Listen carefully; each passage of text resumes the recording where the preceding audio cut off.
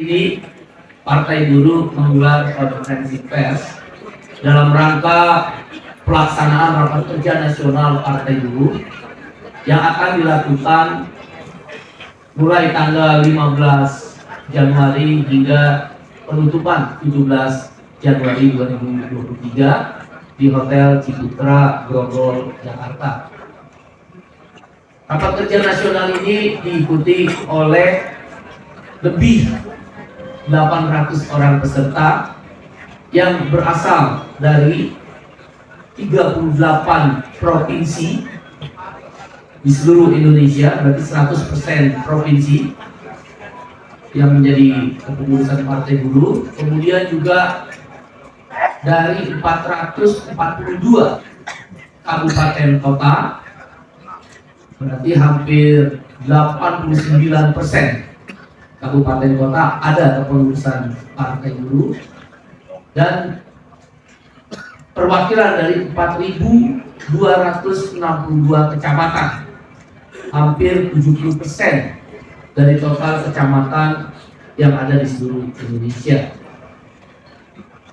Semua perwakilan dari provinsi, kabupaten, kota, dan kecamatan telah hadir di ruangan ini.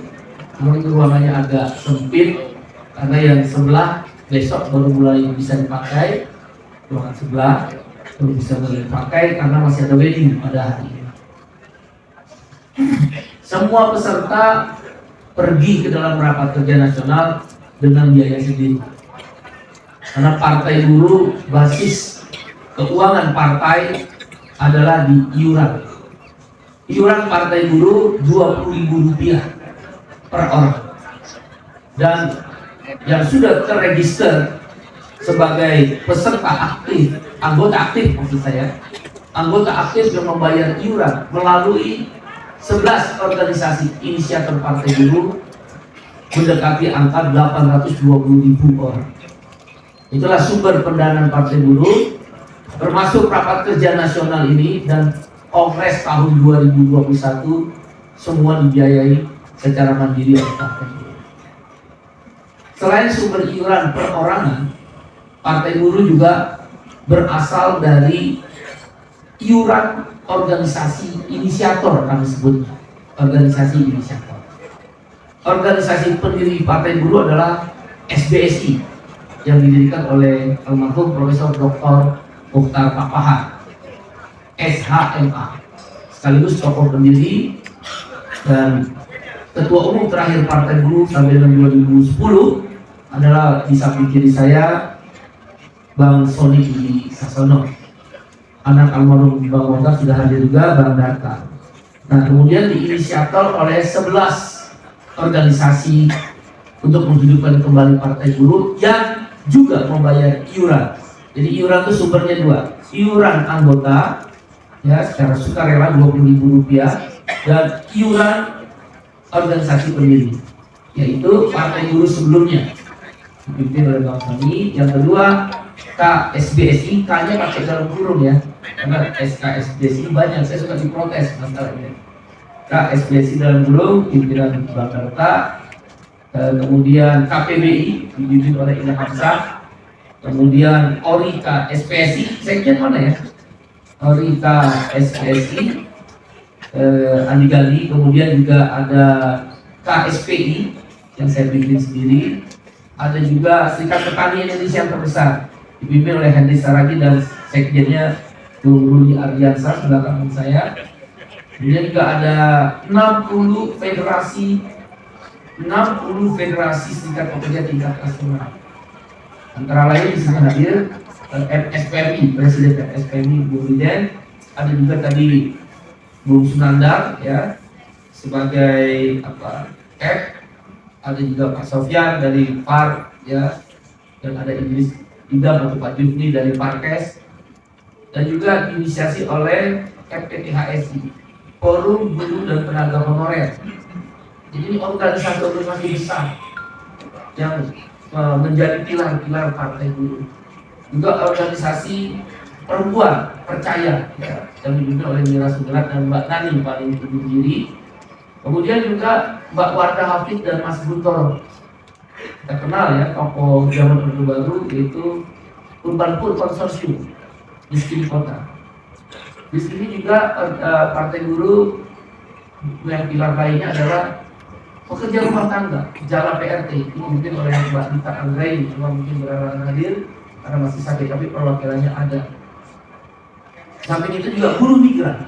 Kawan-kawan harus tahu, ada 7 juta lebih pemilik suara itu di buruh migran.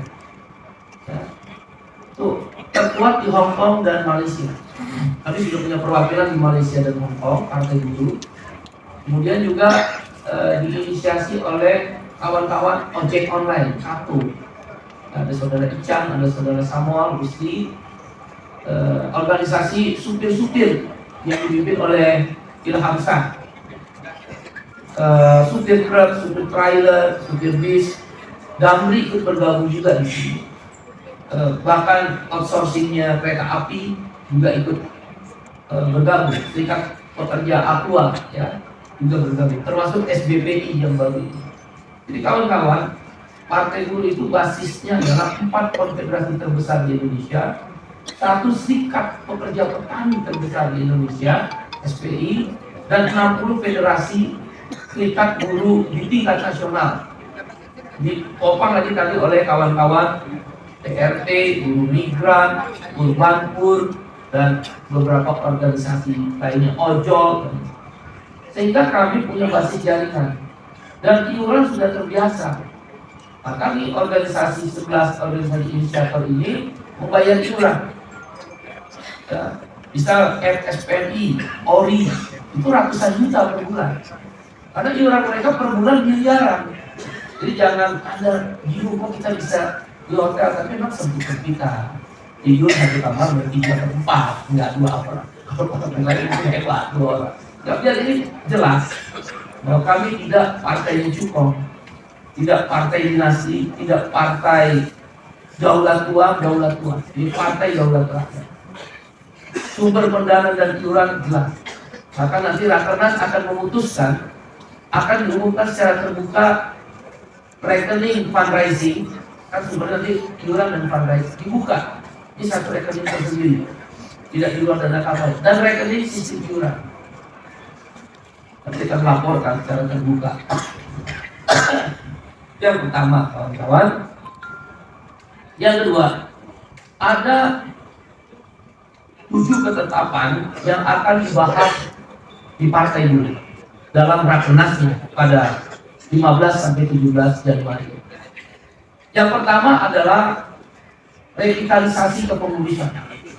Jadi struktur partai sekarang sedang mulai dibangun sampai kelurahan atau desa dan RT RW. Sebagai briefing saja, Partai Buruh menamakan kepengurusannya itu adalah eksekutif komite atau komite eksekutif. Di tingkat pusat kami menyebutnya komite eksekutif atau exco. Di tingkat provinsi komite eksekutif provinsi, exco provinsi. Di tingkat kabupaten kota komite eksekutif kabupaten kota, exco kabupaten kota. Di tingkat kecamatan komite eksekutif kecamatan, exco kecamatan. Dan di tingkat kelurahan atau desa kami sebutnya komisaris kelurahan atau desa, dan paling terakhir komisaris RT RW. Itulah yang akan kita bahas, revitalisasi kepengurusan dalam masyarakat. Yang kedua, akan dibahas juga tentang persyaratan bakal calon legislatif. Partai Buruh sudah mempersiapkan 22.000 lebih kader. Karena ini partai kader ya. Partai Buruh itu partai kader dan partai massa. Beda dengan partai-partai yang lain. Kami mendahulukan kader, sudah dipersiapkan 25.000 yang duduk di DPR RI, DPRD provinsi, dan DPRD kabupaten kota di 514 kabupaten kota. Walaupun sekarang 442 kabupaten kota yang ada Partai Buruh, setelah Rakernas akan dibangun infrastruktur partai sampai 514 kabupaten kota, dan dipersiapkan di DPRD 38 provinsi ada 25.000 kader yang akan disiapkan. Tentu kader tentu simpatisan partai buruh dari luar diperkenankan. Cuman ya ada aturan main, di sini nggak bisa main-main. Misal orang yang pernah menyakiti buruh nggak mungkin kita terima, sekalipun dia banyak uang. Contoh yang menyakiti buruh jadi pengusaha tapi upah murah menggunakan outsourcing, itu haram di partai buruh. Atau lawyer terkenal mau mencalonkan pilkada atau pileg melalui partai buruh, dia pernah membela pengusaha, haram, pasti kita coret. Ini ada ukuran-ukuran. Yang ketiga akan dibahas tentang target suara sah dan kursi yang akan diberikan. Ya, target suara sah nasional kami adalah 4%, 6 sampai 7 juta suara. Dengan titik tumpu di 5 provinsi basis buruh dan petani. 1, Jawa Barat. Jawa Barat ini lumbung suaranya partai buruh. Ya. Kemudian yang kedua Jawa Timur, ketiga Banten, keempat DKI, kelima Kepri dengan basis Batam. Di samping 5 provinsi prioritas, kami punya target maksimal di 16 provinsi lainnya. Ini akan dibahas, ya. Ada kursi yang kami targetkan minimal 20 kursi, maksimal 30 kursi. Di partai buruh mengukur diri, tidak sembarangan juga asal-asalan. Yang keempat adalah strategi pemenangan. Target kami 10 juta rumah pasang bendera, pasang banner. Jadi kita akan dibuka-buka umum di rumah. Yaitu basis partai buruh. Setiap masuk perumahan partai buruh, setiap masuk kumpulan petani-petani itu pasti ada bendera. Target kami 1 juta bendera dan 1 juta banner. Siapa yang bayar? Bayar sendiri. Gak ada. Partai buruh itu gak ada ngasih-ngasih. Bayar sendiri. Itu sudah terjadi. Bayar sendiri. Bikin bendera cuma 6.000 perak. Bikin banner cuma lambang partai buruh cuma 3.000 perak. Bikin stiker cuma 500 rupiah. Kalau kita patungan pasti bisa. Jadi benar-benar patungan, gak ada dropping-dropping, gak ada. Dan itu sudah terjadi. Sumber kampanye fundraisingnya partai buruh itu setiap orang nanti kita minta 20.000. Ini gak ada partai lain, ini partai kelas pekerja. Caleg-calegnya partai buruh nanti begitu, kalau nggak mau kita coret. Gak ada yang caleg-caleg partai buruh pakai uang. Kalau ketahuan kita coret, kalau dia main-main uang. Karena kita ingin menjadi pemilu yang bersih, jujur dan adil.